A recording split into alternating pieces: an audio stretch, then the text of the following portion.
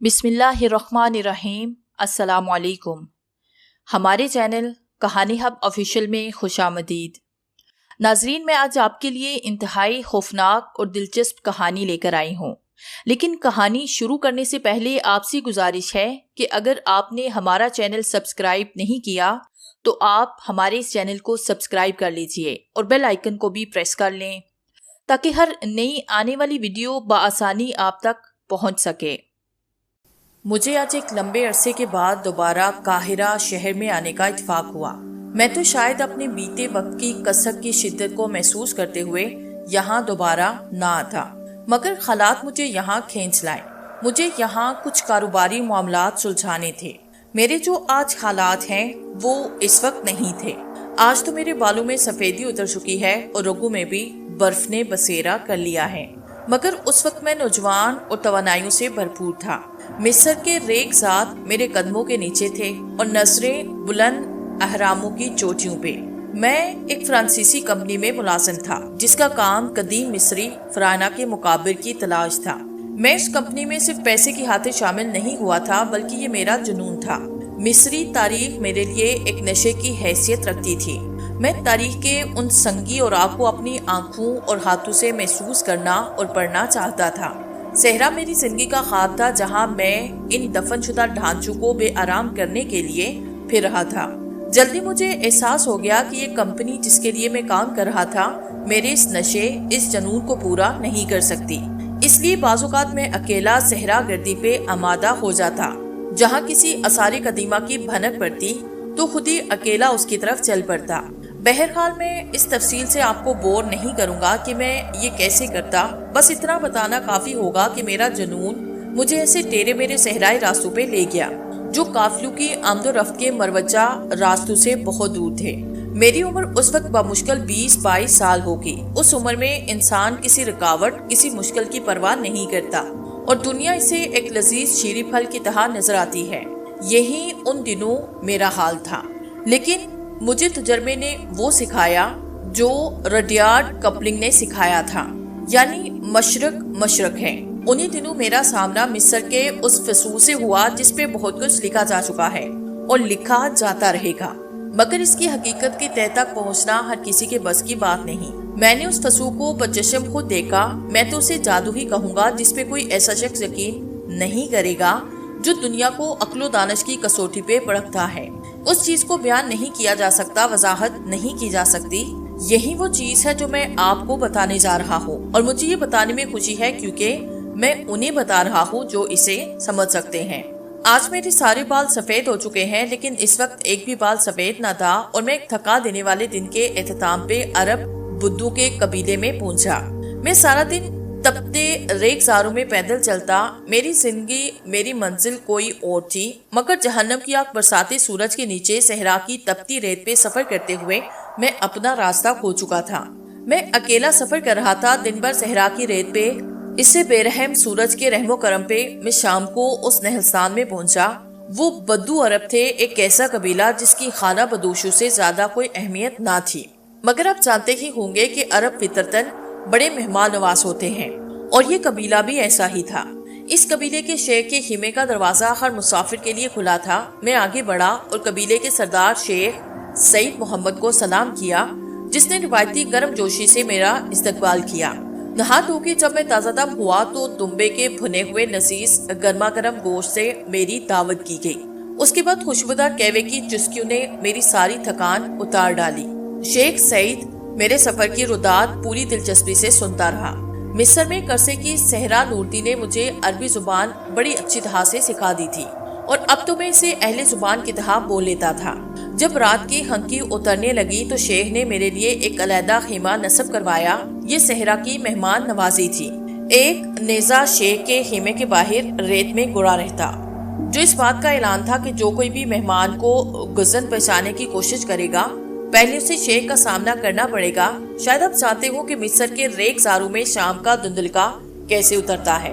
अभी आसमान साफ और चमकदार है और अगले ही लम्हे वो पूरा नारंगी रंग में नहा जाता है और फिर फौरन ही अंधेरा छा जाता है। सितारे मोतियों की तरह चमकने लगते हैं। मखमली बनफशी रात अपनी भरपूर जवानी और नशे समेत उतर आती है। اس رات بھی اس دور دراز تنہا صحرا میں رات اترنے کا یہ سحر انگیز اور دلکش نظارہ میری پوری توجہ سمیٹے ہوئے تھا اور خاموشی کی زبان میں روح سے باتیں کر رہا تھا۔ میرا خیمہ مہمان نوازی کی روایات کے مطابق قبیلے کی سرحد پہ نصب کیا گیا تھا، جس کا پردہ اٹھا ہوا تھا، اور میں اس سحر انگیز رات کی شوخ جوانی کو اپنی آنکھوں میں اترتے محسوس کر رہا تھا۔ اس چھوٹے سے نہلستان کے 4 یا 5 کھجور کے درخت نظر آ رہے تھے، جن سے پرے دور دور تک ریت کا آبنوسی قالین بچھا ہوا تھا، جو دور تک جا کے افق سے مل جاتا تھا۔ کچھ اونچے نیچے ٹیلے نظر آ رہے تھے، جن پہ ہزاروں لاکھوں جگنوں کی مانند چکمگاتے ٹمٹماتے ستارے عجیب نشا کر رہے تھے۔ یہ کھانا بدوشوں کے شاید ان کے لیے معمول کی بات تھی، مگر میں پوری طرح اس کے سحر کا شکار تھا۔ لیٹے لیٹے اچانک میں اٹھ کے بیٹھا۔ رات سے میری توجہ ہٹ گئی، کیونکہ مجھے دور ایک ٹیلے کے اوپر کچھ ہلچل محسوس ہوئی۔ میں اسے غور سے دیکھنے لگا۔ کچھ ہی دیر کے بعد میں سمجھا کہ وہ کوئی شخص ہے جو ٹیلے سے نیچے اتر رہا تھا۔ میں اسے دیکھتا رہا، وہ آہستہ آہستہ قریب آ رہا تھا۔ اس کی چال میں ایک عجیب سی لڑکھڑاہٹ تھی۔ جب وہ ادھر سے ادھر لہراتا ہوا چلتا تو اس چاندنی رات میں عجیب سا نظارہ بن جاتا۔ وہ ایک لمبی پھٹی پرانی ابا میں ملبوس تھا اور ایسے چل رہا تھا جیسے انتہائی کمزور اور لاغر ہو۔ جب وہ قریب آیا تو میں نے دیکھا وہ گہرے گندمی رنگ کا ایک اتھیر عمر شخص تھا، مہروتی چہرہ اور زرد آنکھیں۔ وہ آہستہ آہستہ چلتا ہوا خیموں کی طرف آ رہا تھا، اور اس سے پہلے کہ میں کچھ سمجھ پاتا، یوں لگا جیسے پڑاؤ کا ہر کتا اس کی آمد سے باخبر ہو گیا ہو۔ انہوں نے اگیچھے ہو کے اسے گھیرا۔ میں نے ایسا نظارہ پہلے کبھی نہ دیکھا تھا۔ وہ لاغر بوڑھا کتوں کو اپنے ہاتھ میں پکڑی لاٹھی سے ڈرانے لگا، مگر کتے تعداد میں کچھ زیادہ تھے اور چاروں طرف سے اسے گھیرے ہوئے تھے۔ وہ بوڑھا ایک طرف ہٹتا ہوا میرے خیمے کی طرف آیا اور پھر عین دروازے پہ پہنچ کے ایک ہلکی سی کراہ کے ساتھ گر گیا۔ میں اٹھ کے خیمے کے باہر لپکا۔ اسی اسنا میں کئی دوسرے لوگ بھی اپنے خیموں سے نکل کے اس کی طرف بڑھے، مگر میں سب سے پہلے وہاں پہنچا اور بوڑھے کی گری ہوئی لاٹھی اٹھا کے کتوں کو ڈرا دھمکا کے وہاں سے بھاگنے پہ مجبور کر دیا۔ اس کے بعد میں جھکا اور اجنبی بوڑھے کا سر تھوڑا سا اوپر اٹھا کے اسے سہارا دیا۔ ایک ہلکی سی آواز اس کے حلق سے نکلی۔ اس نے میرا ہاتھ مضبوطی سے پکڑا اور اپنے منہ کی طرف اشارہ کیا۔ ٹھنڈے پانی سے بھری ہوئی کچی مٹی کی ایک سراہی خیمے کے دروازے کے ساتھ ہی پڑی تھی۔ میں فوراً سراہی تک پہنچا، اسے اپنے قریب گھسیٹا، پیالے میں پانی ڈالا اور بوڑھے کے منہ میں ٹپکانے لگا۔ ہجوم میرے ارد گرد بالکل خاموش کھڑا یہ سارا منظر دیکھ رہا تھا۔ بوڑھے نے خاموش نیما آنکھوں سے میرا شکریہ ادا کیا۔ پانی پینے کے بعد بوڑھا میرے بازو کا سہارا لیتا ہوا دوبارہ اپنے قدموں میں کھڑا ہوا۔ بوڑھے کو یوں اٹھتے دیکھ کے ارد گرد کھڑے عرب بدو میرے بارے میں داد و تحسین کے نعرے بلند کرنے لگے، جو میں عربی زبان اچھی طرح جانے کے باوجود بھی سمجھ نہ سکا، کیونکہ یہ الفاظ میرے لیے اجنبی تھے۔ اسی وقت شیخ سعید محمد وہاں پہنچا اور ہجوم کو چیرتا ہوا آگے آیا۔ چیتروں میں ملبوس بوڑھے شخص کو احترام سے سوال کیا اور اس سے حال احوال پوچھنے لگا۔ اس شخص نے کوئی جواب دینے کی بجائے اپنا سر ہلایا اور دوبارہ پانی کی سلاہی کی طرف اشارہ کیا اور اشارے سے ہی کھانے کا مطالبہ کیا۔ جلدی اس کے لیے کھانا آیا۔ وہ بار بار بے صبری سے گٹا گٹ پانی پی رہا تھا۔ کھانا کھانے کے بعد وہ اٹھ کے کھڑا ہوا۔ اس نے آس پاس کھڑے عربوں پہ کوئی بھی توجہ نہ دی اور اپنے ہاتھ سے اپنی بھوموں، اپنے لبوں اور سینے کو چھو کے مجھے سلام کیا اور ایک طرف چل پڑا۔ حیرت انگیز طور پہ اس نے ایک بھی لفظ نہیں بولا تھا۔ قبیلے کے کتے ایک دفعہ پھر بھونکنا شروع ہو گئے۔ سب لوگ چپ چاپ کھڑے اس شخص کو جاتا دیکھ رہے تھے، جو جلد ہی صحرا کی اندھیری وسطوں میں گم ہو گیا۔ جب سارے لوگ پلٹ کے اپنے خیموں میں جانے لگے تو شیخ سعید محمد نے میرا ہاتھ تھاما اور نہایت سیدھے اور متاثر کن الفاظ میں میرا شکریہ ادا کرنے لگا کہ میں نے اس کے اس اجنبی مہمان کی خاطر مدارت اور دیکھ بھال کی۔ یہ بدوی شیخ شیر کی طرح بہادر اور عورت کی طرح نرم دل تھا۔ اس سے پہلے کہ میں کوئی جواب دیتا، اچانک ہمیں دور صحرا میں اس مجہول بوڑھے آدمی کے تعاقب میں بھاگنے والے کتوں کی گراہٹیں سنائی تھی اور پھر فوراً یہ گراہٹیں گیدڑوں کی چیخوں میں بدل گئی۔ ایسی قربناک اور خلناک چیخیں میں نے صحرا کی وحشتوں میں پہلے کبھی نہ سنی تھی۔ پھر اچانک یہ آوازیں بھی تھم گئی، مگر وہ کتے واپس نہ آئے۔ میں نے شیخ کو مخاطب کرنا چاہا، ادھر ادھر دیکھا، مگر شاید وہ جا چکا تھا۔ اس لیے میں بھی اس واقعے پہ سوچتا اور حیران ہوتا ہوا واپس اپنے خیمے میں داخل ہوا۔ لیٹتے ہی نیند کے جھونکے آنے لگے، مگر میرا ذہن اس پیلی آنکھوں والے آوارہ گرد سیلانی کے گرد گھوم رہا تھا۔ پھر نہ جانے کب مجھے نیند کی دیوی نے اپنی آغوش میں لیا۔ میں کتنی دیر سویا کچھ اندازہ نہیں، مگر جب میری آنکھ کھلی تو سحر کی ठंडी उंगलियां सहरा के सीने को गुदगुदा रही थी। चटपटे की रोशनी खीमे में फैल चुकी थी और कोई चीज खीमे के पर्दे को खुरचने की कोशिश कर रही थी। मैं एकदम उठ के बैठा। मेरे खास पूरी तरह बेदार हो गए। अपना रिवाल्वर उठाया और लिपक के खीमे के दरवाजे का पर्दा उठाया और बाहर झांका। एक साया खीमे के पीछे खिसकता महसूस हुआ। मैंने समझा ये पड़ाव का कोई कुत्ता होगा जो खाने की किसी चीज की तलाश में यहाँ भटक रहा था। मैं मुतमिन होके वापस मुड़ने ही वाला था कि उसी वक्त सुबह के सन्नाटे में एक हल्की सी आवाज सुनी। चौंक के इधर उधर देखा तो महसूस हुआ कि सुबह के इस धुंधलके में कुछ दूर मशरकी जानिब एक तन्हा साया खड़ा था। उन दिनों जवानी की ताकत का नशा था। 20-22 साल की उम्र में सभी बहादुर हुआ करते हैं। अपना रुबादा शानों पे उड़ते हुए मैं उस साए की तरफ बढ़ा। अभी मैं चंद कदम ही आगे बढ़ा था जब उस साए ने एक हाथ से मुझे अपनी तरफ आने का इशारा किया। मैं फौरन पहचान गया कि ये वही पुरअसरार अजनबी था जो रात मेरे खीमे के सामने घिरा था। मैं तेज से कदम उठाता उसके करीब पहुंचा। उससे पूछा कि क्या उसने मुझे बेदार किया है। उसने कुछ बोलने की बजाय सिर्फ अस्बात में सर हिलाया। मुझे उसकी खामोशी अजीब सी लगी, मगर मैं समझ गया कि वो मुझसे कोई खास बात करना चाहता था। अब उसने मुझे अपने पीछे आने का इशारा किया और मुड़ के पड़ाव से दूर एक तरफ चलने लगा। मैं भी बिना सोचे समझे उसके पीछे चल पड़ा। अगरचे मामूल के मुताबिक पड़ाव के गिर्द मुहाफिजों का पहरा था, मगर इस वक्त हैरत अंगेज तौर पे कोई मुहाफिज हमारे सामने न आया। पड़ाव से कुछ दूर जाके वो बूढ़ा रुका, मेरी तरफ मुड़ा। उसने अपनी खमीदा अंशित से एक दफा पड़ाव और फिर मेरी तरफ इशारा किया। उसके बाद उस शाहरा की तरफ इशारा किया जो दरियाए नील के किनारे तक जाती थी। उसकी इस हरकत से मैंने अंदाजा लगाया या तो वो गूंगा है या फिर खामोश रहना पसंद करता है। इसलिए मैं पूछने लगा, तुम्हारा मतलब ये है कि मैं पड़ाव को छोड़ के उस तरफ चला जाऊं? मेरी बात सुन के उसकी अजीब और जर्द आंखें चमकने लगी। उसने तेजी से अस्बात में सर हिला दिया। फौरन मैंने फिर पूछा दोबारा। उसने अस्बात में सर हिलाया। क्यों? मैंने जिद्सा होके पूछा। उसने एक बार फिर मुझे खामोशी की जुबान में समझाने की जो कोशिश की। इसका मतलब था कि मुझे इस पड़ाव में जान का खतरा है और मुझे सूरज तलू होने से पहले उन बुद्धू से दूर चले जाना चाहिए। मैं नहीं बता सकता कि उस अजनबी की संजीदगी का क्या आलम था, मगर मैंने उसे पागल ही समझा। मैंने अपना सर झटका और नागवारी हाथ हिलाते हुए मुड़ने का इरादा किया। उस वक्त मैंने उसकी अजीब आंखों में अजीब सी अफसुर्दगी देखी जिससे मैं मुतासिर हुए बगैर न रहा। उसने हाथ उठा के मुझे सलाम किया, मुड़ा और सहरा की वसतों में गुम हो गया। अगरचे उस वक्त मैं ये नहीं जानता था कि मैंने जो रास्ता चुना था वो आग की तरफ जाता था। उसके जाने के बाद मैं भी खीमे में जाकर दोबारा सो गया। जब आंख खुली तो मैंने देखा दूर पहाड़ियों के पीछे से सूरज आग बरसाता तुलू हो रहा था। मैं अपने आप को बड़ा थका हुआ महसूस कर रहा था। गूंगे पूरे से सुबह सवेरे मुलाकात मुझे ख्वाब की तरह महसूस हो रही थी। मैं सोचने लगा कि शायद ये ख्वाब ही था, मगर मुझे इस पे ज्यादा गौर फिक्र करने की मोहलत ना मिली, क्योंकि अचानक ही खीमे के बाहर एक अजीब और पुरशोर सी हलचल शुरू हो गई थी। मैंने फौरन बाहर जाके सूरत-ए-हाल जानने की कोशिश की। जो कुछ मैंने बाहर देखा उसे देखते ही मेरे ओसान खता हो गए। मैं अपनी जगह जमचा गया और साकित उस तरफ देखने लगा। क्या आप जानते हैं समूम क्या है? सहराई लोग इससे बखूबी वाकिफ हैं। उस रोज ये मेरे सामने था। अपनी सहराई जिंदगी में मैंने उसके मुतालिक बहुत सुना था, मगर आज मेरा वास्ता उससे पड़ ही गया था। ये तूफान इस कदर शदीद था कि रेत की एक बुलंद दीवार सी तन गई थी, इतनी बुलंद कि सूरज उसके पीछे छुप गया था। ये दीवार इतनी दबीज थी कि सूरज की रोशनी उसमें से कोई राह ना पा रही थी और दिन में रात का समा पैदा हो गया था। रात की इस तूफान में मुझे अपना दम घुटता महसूस हुआ। मुझे यूं लगा कि मैं जिंदा ना रह सकूंगा।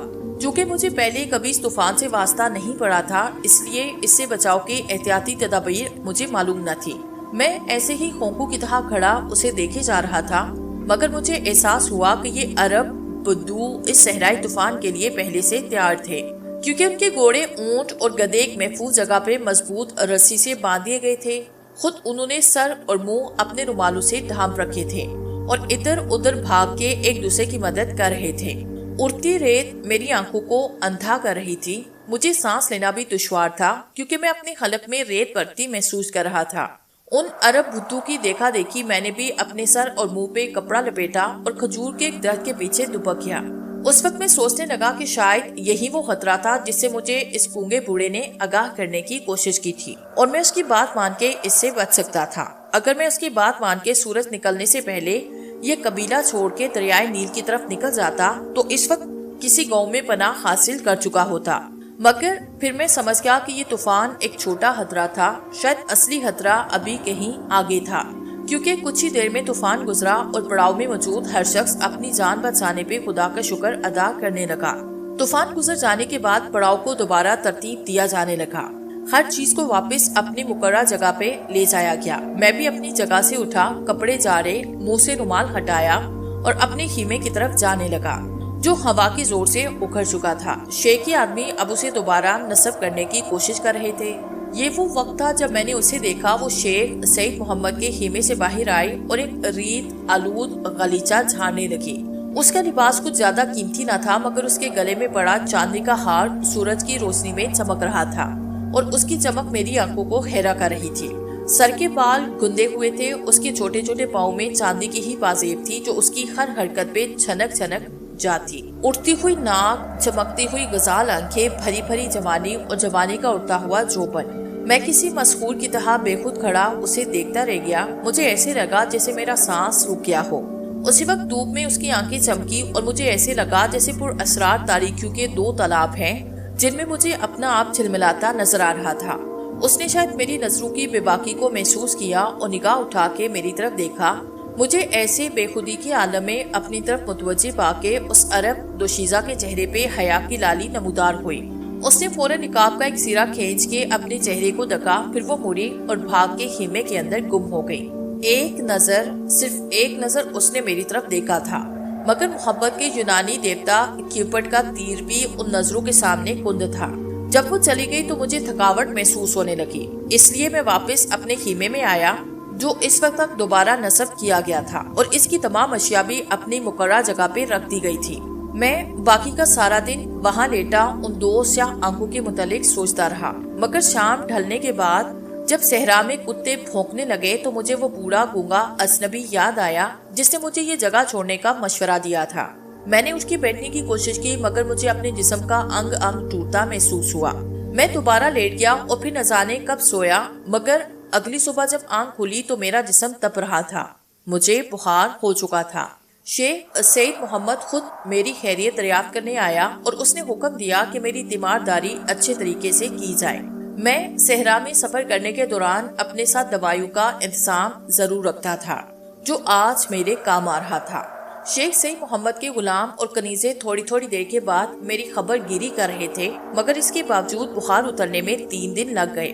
میں اس دوران میں اپنے خیمے میں ہی آرام کرتا رہا۔ شیخ سید محمد کی کنیزیں میرے لیے کھانا اور قہوہ وغیرہ لے کے آتی، ان کے چہروں پہ باریک ریشمی نقاب ہوتے، مگر ہر ایک اپنے حسن اور جوانی سے علیحدہ علیحدہ پہچان دی جاتی۔ وہ نہ آئی جس کا مجھے انتظار تھا اور جس کی غیر موجودگی مجھے واقعی بیمار بنا رہی تھی، جس کی سیاہ غزال آنکھیں میرے خوابوں کا محور بن چکی تھی، وہ سیاہ آنکھیں جو میرے خوابوں میں ستاروں کی طرح چمکتی۔ میں اپنے خیمے کے دروازے پہ اس کے چھوٹے چھوٹے برہنہ پاؤں کی آہٹ کا منتظر رہا، مگر بے سود۔ چوتھے دن چھٹپٹے کا عالم تھا اور میں بستر پہ لیٹا اسی کے بارے میں سوچ رہا تھا کہ وہ آ گئی۔ اس کے ہاتھوں میں یخنی کا ایک پیالہ تھا جو شیخ سید محمد نے بطور خاص دمبے کے گوشت سے بنوا کے میرے لیے بھجوائی تھی۔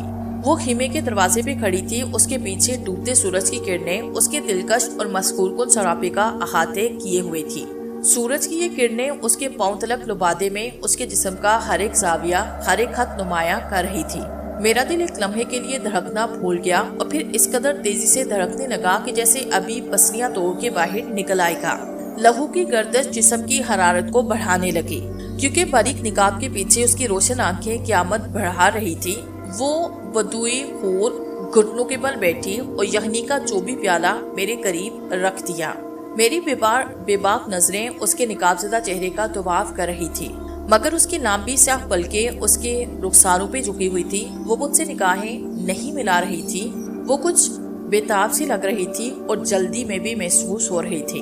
شاید وہ میری موجودگی سے بے چین تھی۔ بنا کچھ بولے پل بھر بعد وہ اٹھی اور جانے کے لیے مڑی تو میں نے جرأت کا مظاہرہ کرتے ہوئے اس کا ہاتھ پکڑ لیا۔ کسی وحشت زدہ ہرنی کی طرح اس نے گھبرا کے میری طرف دیکھا اور پھر ہاتھ چھڑا کے تیزی سے باہر نکل گئی۔ وہ تو چلی گئی مگر میری روح بھی اس کے ساتھ ہی چلی گئی۔ میں کافی دیر لیٹا اسی کے بارے میں سوچتا رہا۔ کھانے پینے کا ہوش نہ تھا، صرف اس کی آنکھوں کے بارے میں سوچتا رہا۔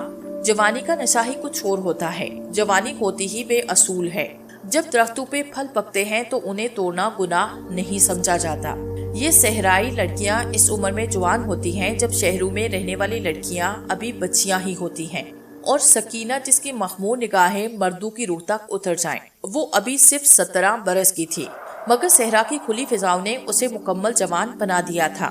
دوسری کنیزوں سے مجھے اس کا نام معلوم ہوا، اور یہ بھی کہ وہ شیخ سید محمد کی سب سے چھوٹی بیٹی تھی۔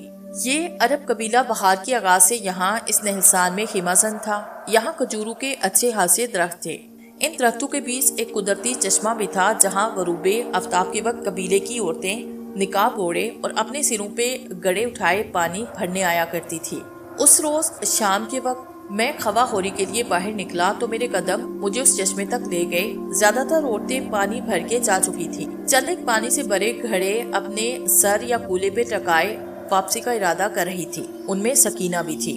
مجھے دیکھ کے اس کے قدم سست ہو گئے۔ میں نے اسے رکنے کا اشارہ کیا تو وہ پہلے تو جھجکی، پھر رک گئی اور اپنا گڑا اس نے چشمے کے کنارے پہ رکھا۔ دوسری عورتیں آگے نکل چکی تھی، انہوں نے سکینہ کے رکنے کی کوئی پرواہ نہ کی اور چلتی گئی۔ یہ میرے لیے بہتر تھا۔ میں سکینہ کے قریب پہنچا تو وہ کھڑی مجھے دیکھتی رہی مگر بولی کچھ نہ۔ تمہارا نام سکینہ ہے نا؟ میں نے جانتے بوجھتے اس کا نام پوچھا۔ جواب میں اس نے بجائے کچھ کہنے کے صرف اسبات میں سر ہلایا۔ کیا تم گونگی ہو؟ بولتی نہیں؟ میں نے شرارت سے مسکرا کے پوچھا تو اس بار بھی اس کا سر نفی میں ہلا۔ اس کی اس حرکت پہ میں کھلکھلا کے ہنسا تو وہ بھی ہنسنے لگی۔ پھر جیسے اس چشمے کے کنارے جلترن بج اٹھے ہوں، وہ ایک دم بولی تمہارا کیا نام ہے؟ میں نے اپنا نام بتایا تو وہ کچھ پریشان سی ہو گئی کیونکہ میرے نام کا تلفظ ادا کرنا اس کے لیے مشکل تھا۔ میں نے اسے اپنا نام بولنا سکھایا۔ کتنا میٹھا لگ رہا تھا اس کے شیریں لبوں سے میرا نام۔ یہیں سے ہماری ملاقاتوں کا سلسلہ شروع ہوا۔ یہ چشمہ خیموں سے زیادہ دور نہ تھا، لیکن ہماری ملاقاتوں کا کسی کو علم نہ ہو سکا۔ سکینہ روز سب سے آخر میں پانی بھرنے آتی، اسی وقت میں بھی ٹہلتے ٹہلتے وہاں پہنچ جاتا۔ میں دھیرے دھیرے اس پہ اپنے دل کا حال کھو رہا تھا، مگر وہ ابھی تک خوفزدہ ہرنی کی طرح ایک فاصلہ رکھے ہوئے تھی۔ سکینہ کا بھائی اور شیخ سید محمد کا بیٹا اس قبیلے کا بہترین شہسوار تھا۔ اس کے بعد سفید رنگ کی ایک شاندار گھوڑی تھی جس کا نام اس نے شبویز رکھا تھا۔ وہ اس گھوڑی کو اپنے دل و جان سے عزیز رکھتا۔ یہ گھوڑی تھی بھی بڑی خاص النسل۔ اس نے دور کے کئی مقابلے جیتے۔ اس صحرا میں اس کے مقابلے کا کوئی اور جانور نہیں تھا۔ میں نے ایک منصوبے کے تحت روزانہ سکینہ سے اس گھوڑی کے متعلق باتیں شروع کر دی۔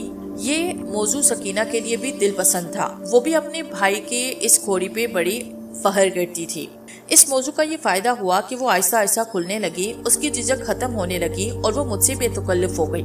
اب وہ بے دریغ اپنے دل کی ہر بات مجھے بتاتی۔ میرے اس منصوبے کو مکمل ہونے میں 2 ہفتے لگ گئے۔ اس شام میں نے سکینہ کو اپنے ارادے سے آگاہ کیا تو وہ ایک دم پریشان سی ہو گئی۔ اس کی آنکھوں سے امید اور شبہات ایک ساتھ جھلکنے لگے اور وہ پوچھنے لگی کیا ایسا ممکن ہے؟ انسان کا ارادہ ناممکن کو ممکن بنا سکتا ہے، اور اگر تم میرا ساتھ دو تو میرے لیے کچھ بھی ناممکن نہیں۔ میں نے اس کی آنکھوں میں جھانکتے ہوئے کہا تو وہ کچھ مطمئن سی ہو گئی اور میرا بازو تھامتے ہوئے بولی میں تمہارے لیے کچھ بھی کر سکتی ہوں۔ یہ کہتے ہوئے اس نے پانی سے بھرا گرا اٹھایا، اس نے اپنے کولے پہ رکھا اور مسکراتے ہوئے واپس چل پڑی۔ اس رات پھوپ پھوٹنے سے 1 گھنٹہ قبل میں نے شبویز نامی اس گھوڑی کی اونٹ کے بالوں سے بنی رسی کاٹی اور چپ چاپ اس کو لے کے وہاں سے نکل گیا۔ اس کام میں مجھے کوئی بھی دشواری پیش نہ آئی کیونکہ وہ پہرے دار جو اس رات پڑاؤ کے پہرے پہ تھے مدہوش پڑے تھے۔ انہیں اپنی کوئی فکر نہ تھی۔ سکینہ نے اپنا کام بخوبی سر انجام دیا تھا۔ معمول کے مطابق اس رات پہرے داروں کے لیے شراب کے جو جام بھیجے گئے تھے ان میں سکینہ نے نہایت ہوشیاری سے اسے بے رنگ محلول کے چند قطرے ٹپکا دیے تھے جو میں نے اسے اپنی ادویات کی بوتلی سے نکال کر دیا تھا۔ یہ چند قطرے انہیں صبح تک سلانے کے لیے کافی تھے۔ پہرے داروں کے علاوہ پڑاؤ کی نگرانی پہ کتے بھی موجود تھے، مگر اب وہ اس پڑاؤ میں میری موجودگی سے اس حد تک عادی ہو چکے تھے کہ رات کو بھی مجھے دیکھ کر نہیں بھونکتے تھے۔ میں نے جلدی جلدی اس سفید گھوڑی پہ زین کسی ضروری سامان خرچین میں رکھا اور پڑاؤ سے 1.5 میل دور نکل کے ایک ٹیلے کی اوٹ میں رک گیا۔ چاروں طرف خاموش ریت پھیلی تھی۔ میں شبو ویز کے پہلو میں کھڑا اور میرے کان کسی آہٹ پہ لگے ہوئے تھے۔ میں پوری طرح چوکنے تھا اور میری توجہ چاروں طرف تھی۔ میں ان عرب بدھوں کو اچھی طرح جانتا تھا جو اپنی خون آشامی اور کنہ پروری کے لیے دنیا بھر میں مشہور اور بے مثال تھے۔ ان سے بچ کے نکلنا بڑا مخارت کا کام تھا۔ مجھے ابھی تک بہت آگے نکل جانا چاہیے تھا، مگر مجھے کسی کا انتظار تھا جس سے میری خاطر اپنی زندگی داؤ پہ لگا دی تھی۔ کچھ ہی دیر کے بعد وہ اپنے چھوٹے چھوٹے قدموں کے ساتھ بے آواز بھاگتی ہوئی ایک ٹیلے کے پیچھے سے نمودار ہوئی اور آتے ہی میری باہوں میں سما گئی۔ جب صبح کے سورج کی پہلی کرن صحرا کی ریت پہ چمکی، اس وقت تک شبویز ہمیں لے کے پڑاؤ سے کافی دور نکل چکی تھی، مگر اب بھی وہ جگہ جہاں میں پناہ لینا چاہتا تھا ہم سے 5 گھنٹے کی مسافت پہ تھی۔ ہمیں سفر کرتے ہوئے 1 گھنٹے سے زیادہ ہو چکا تھا اور وہ سفید گھوڑی اپنی پوری رفتار سے ابھی بھی پکٹٹ بھاگے چلی جا رہی تھی۔ ریت اس کے سمو کے نیچے دھول کی طرح اڑ رہی تھی۔ کچھ لوگوں کا خیال ہے کہ اونٹ ریگستان کا جہاز ہے اور وہ ریت میں زیادہ اچھے طریقے سے سفر کر سکتا ہے۔ یہ درست ہے، مگر یہ بھی حقیقت ہے کہ گھوڑا ریت پر بھی اونٹ سے زیادہ تیز رفتاری سے سفر کر سکتا ہے۔ اونٹ کی رفتار زیادہ تیز نہیں ہوتی، ہاں وہ زیادہ لمبے عرصے تک سفر کر سکتا ہے، اور اس وقت میرا مسئلہ فاصلے کا نہیں وقت کا تھا، اس لیے یہ گھوڑی ہمیں ہماری منزل تک پہنچا سکتی تھی۔ مجھے صحرائی راستوں کا بخوبی علم تھا اور ان راستوں پہ مجھے کئی ایسی خفیہ جگہوں کا پتہ تھا جو ہمیں چھپا سکتی تھی۔ ایک بار میں قاہرہ پہنچ جاتا تو پھر کوئی خطرہ نہیں تھا۔ دور ریت کے بیچوں بیچ ایک بہت بڑی سیاہ رنگ کی چٹان نظر آ رہی تھی جو ایک قدرتی دیوار کی طرح کھڑی تھی۔ اس چٹان میں جگہ جگہ غاروں کے دہانے تھے۔ میرا خیال تھا کہ یہ قبل از تاریخ کے مقابر ہے۔ یہ علاقہ بالکل بنجر تھا، کہیں ہریالی نظر نہیں آ رہی تھی۔ چاروں طرف ویرانی اور خوف پھیلا تھا اور ان کے ساتھ فنا کی وہ خوشبو جس کو مصر کی پہچان کہا جاتا ہے۔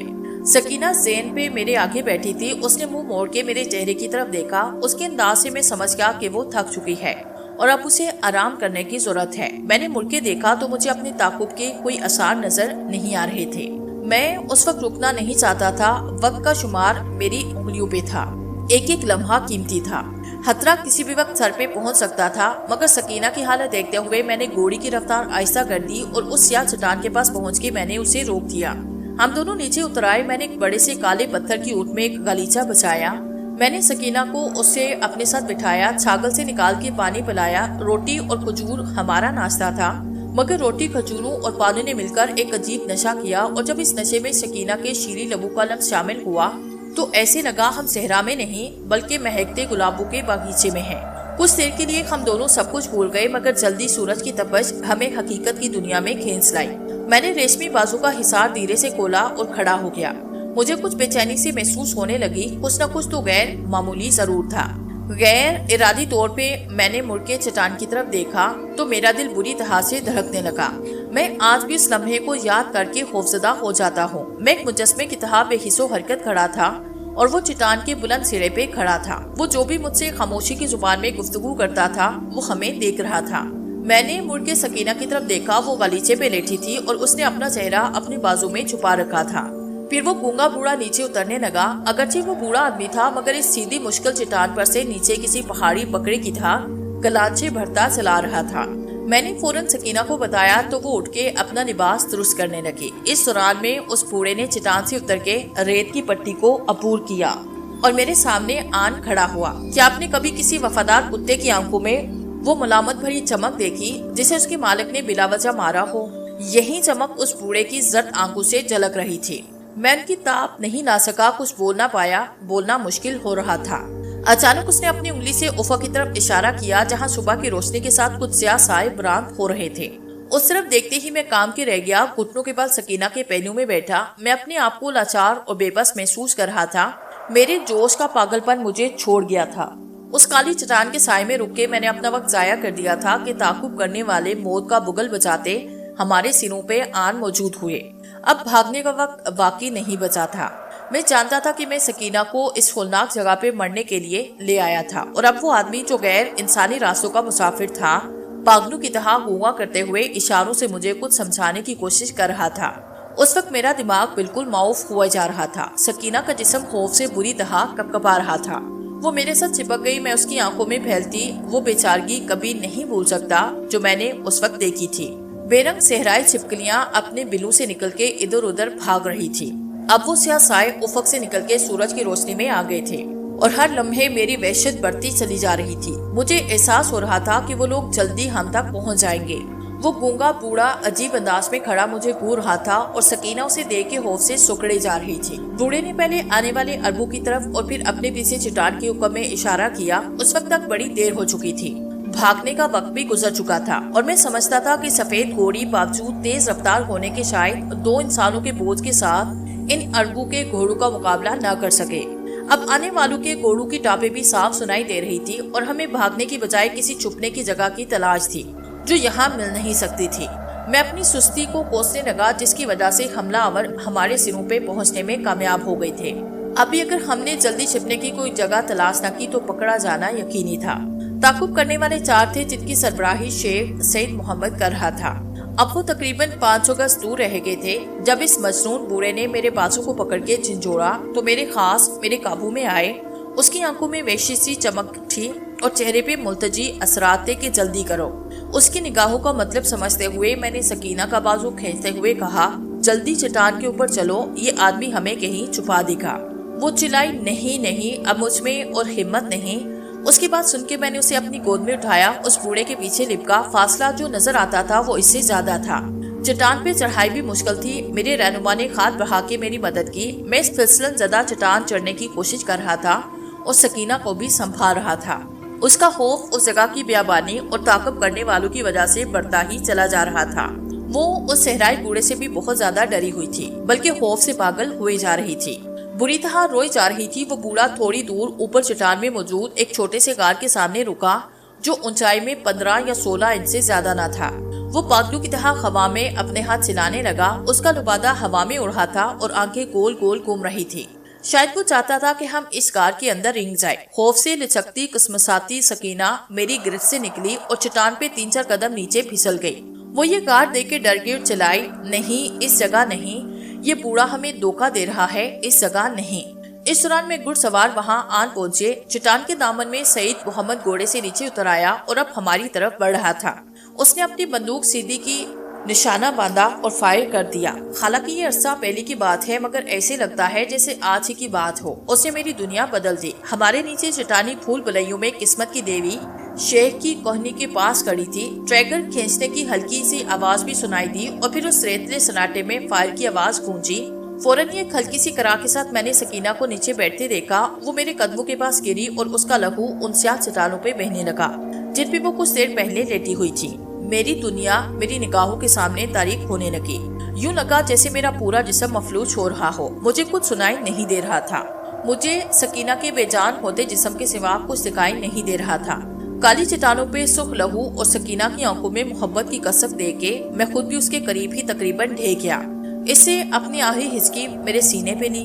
اس وقت مجھے سورج کی گرمی بھی محسوس نہیں ہو رہی تھی۔ ایک دفعہ بھی میں نے شیخ سید محمد کی بندوق لوڈ ہونے کی آواز سنی مگر اب مجھے کوئی پرواہ نہ تھی۔ مجھے صرف ایک اور گولی کا انتظار تھا مگر اس گونگے بوڑھے نے مجھے سکینہ کے مردہ جسم سے تقریباً نوچ کے علیحدہ کیا اور اس تاریک غار کے اندر کھینچ لیا۔ میرا سکتہ ٹوٹ گیا اور میں چیخ اٹھا۔ اب ارد بدو چٹان کی ڈھلان پہ چڑھ رہے تھے اور مجھ سے زیادہ 50 گز دور تھے۔ مجھے شیخ سید محمد کا چہرہ صاف نظر آ رہا تھا اور بوڑھا مجھے اپنی پوری قوت کے ساتھ گھسیٹ رہا تھا۔ میں غار کے اندر جانا نہیں چاہتا تھا، اس لیے سکینہ کے مردہ جسم کو اپنے بازوں میں سمیٹے وہیں جمع رہا اور بدو کو اپنے قریب آتے دیکھتا رہا۔ اچانک اس گونگے بوڑھے کی مزاحمت رکی۔ اس نے مجھے بچانے کی اپنی پوری کوشش کی مگر موت سید محمد کی صورت میں اب میرے سر پہ آن پہنچی تھی۔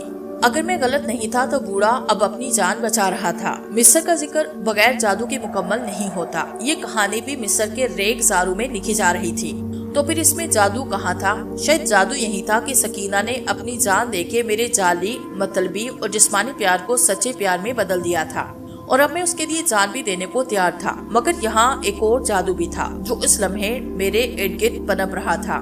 اس سے پہلے کہ شیخ سید محمد کی گولی مجھ تک پہنچتی میں نے ایک عجیب سی دردناک کراہ سنی۔ یہ آنکھ میرے عقب سے اٹھی۔ ایسی آواز میں نے پہلے کبھی نہ سنی۔ اس غیر انسانی آواز نے میرے رگو بے میں سنسنی کی لہر دوڑا دی۔ میں نے غیر ارادی طور پہ مڑ کے پیچھے دیکھا تو چٹان کی چوٹی پر وہ بوڑھا اپنے بازو پرندے کے پر کی طرح پھیلائے کھڑا تھا۔ ایک بار پھر اس کے حلق سے وہ غیر انسانی کراہ بلند ہوئی۔ یہ نہ تو کسی انسان سے نہ کسی جانور سے مشابہ تھی۔ اس کی آنکھوں میں عجیب سی چمک تھی اور اس کے کھڑے ہونے کے انداز میں ایک عجیب سی شان پیدا ہو چکی تھی۔ وہ مکمل طور پہ بدلا نظر آ رہا تھا۔ तीसरी बार फिर उसने वो गैर इंसानी चीख बुलंद की और फिर चट्टान में बने छोटे छोटे गारों में से एक गीदड़ ने अपना सर बाहर निकाला। अमूमन गीदड़ दिन की रोशनी पसंद नहीं करते, वो एक शबीना जानवर है, दूसरे जानदारों से कनी कतराने वाला। मगर उस वक्त दिन की रोशनी में जब सूरज पूरी तरह चमक रहा था, एक अजीब हैरत मुझे घेर रही थी। एक के बाद दूसरा गीदड़, दूसरे के बाद तीसरा, चौथा, पांचवा, फिर पता नहीं वो पांचवा 500 में कितने जल्दी बदला और फिर शायद वो 5000 बन गए। चट्टान में बने हर सुराख से गीदड़ निकल रहा था और एक गोल की शक्ल इख्तियार करता जा रहा था। मेरी हैरत एक तरफ रह गई, मुझे खौफ ने आन घेरा। मैं अपना गम भूल और दुख भूल गया। ये सहरा अब रेत का नहीं बल्कि गीदड़ों का सहरा बन गया था। उनका एक समंदर ठाठे जो मार रहा था। दाएं बाएं आगे पीछे ऊपर नीचे हर तरफ गीदड़ हरकत कर रहे थे। उन सब का रुख अरब बुद्धू की तरफ था। वक्फे वक्फे से वो गैर इंसानी करा सहरा के सन्नाटे का सीना चेर रही थी।